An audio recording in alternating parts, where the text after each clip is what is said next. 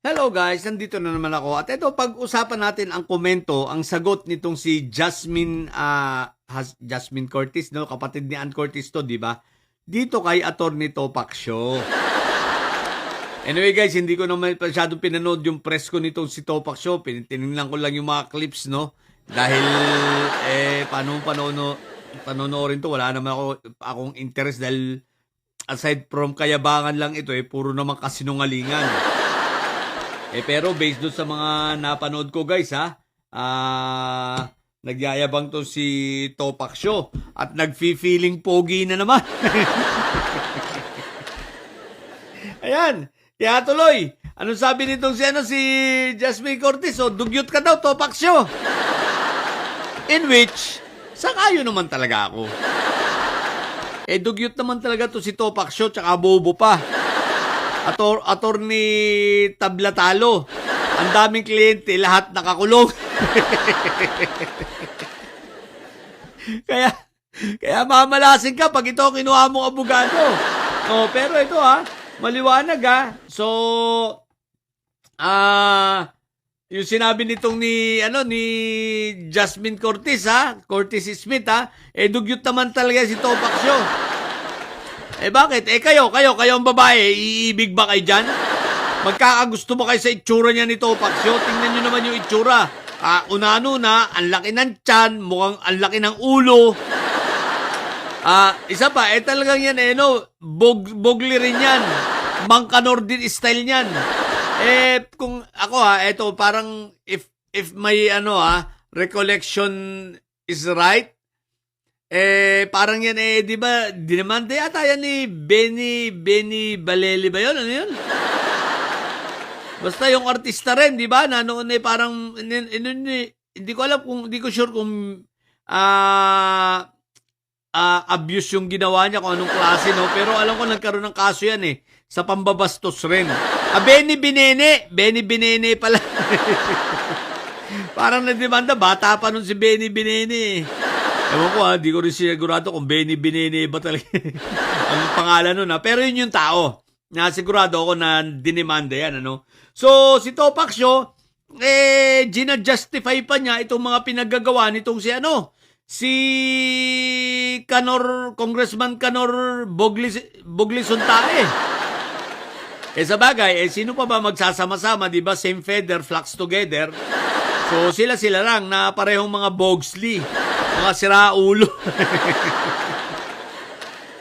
Di ba? Pinagtatanggol pang hinayupak. Sa bagay, hindi naman nakakapagtaka. Kung ipagtanggol niya si Suntae, si Fentaboy nga, di ba? Sino ba yung mga pinagtatanggol niyan, di ba? Mga kriminal talaga. Yun nga lang, tablatalo talaga siya. So, yun. Pero masakit to Pero para kay Topac Show, hindi na ito masakit. Kung sa iba sasabihin, masakit ito, nasabihan kang dugyot. Kay Topac Show, hindi na dahil talaga naman dugyot naman siya. Kahit maligo ito si Topac Show, dugyot pa rin ang itsura. Wala nang mababago rito, yan Pero ang malupit kay Topac Show, yung kapal ng muka. Isipin mo ang feeling niya talaga, siya ay si meron pa itong billboard, sabi nga ni Senator Edo, meron pa itong billboard daw sa EDSA nung araw Yung, super sex appeal. Si Mr. Sex Appeal. Ang tibay ng mukha mo, Topac Show. Mr. Sex Appeal daw siya. Mga kababaihan dyan, iibigin nyo ba ito? Magugustuhan nyo ba yung ganito itsura? Mas pogi pa yung nasa Ninja Turtle dito Di ba? What the heck? So, believe talaga ako sa kapal ng mukha nito ni Topac Show, Sipin mo masabi pa niya yung mga bagay na yun. What the heck? Mag-feeling gwapo pa siya. Kung ganito ang gwapo, Diyos ko po, wala nang pangit. Sa totoo lang, kasama rin ito. Basta didilis, ang papangit talaga, no? What the heck? Kasama ito dun sa mga nung gawin ng Diyos ito, nung inuhulma kumbaga, sabi na bahala na, yung latak na lang rito. May natira pa ba dyan lupa? Sabi nung assistant ng Panginoon, wala na po Pero meron dito, tae ng kalabaw. Sabi ng ano, pwede na, tayo ng kalabaw. Total, huling latak naman ito. So kaya anong gawin, di ba, ano daw tayo pat tayo, di ba? Hinuhulma tayo para tayong mga lupang mga pat, di ba? Na hinuhulma sa kamay ng Diyos dahil, di ba? Diyos ang gumagawa, di ba? So yun nga. So hinuhulma tayo. Ngayon, lupa ang gamit, di ba? Dahil nagmula nga tayo sa lupa. Pero ito si Topak, so hindi ito nagmula sa lupa. Nagmula ito sa tae ng kalabaw. Yung mga didilis, nagmula sa tae ng kalabaw yan. Kasi wala nang lupa naubusan kaya tae na lang ng kalabaw ang ginamit. At yan, isa si Topak Show. Kaya ganyan ang itsura. Kahit anong gawin mo, kahit maligo mabaho talaga po. Dugyot talaga. Di ba? Nasabihan ka tuloy ni Jasmine Cortez na dugyot. Hindi mo naman pwedeng itanggihan. Talaga naman dugyot ka. Basta mga didilis, no? Pati yung mga vloggers, puro dugyot ang putik.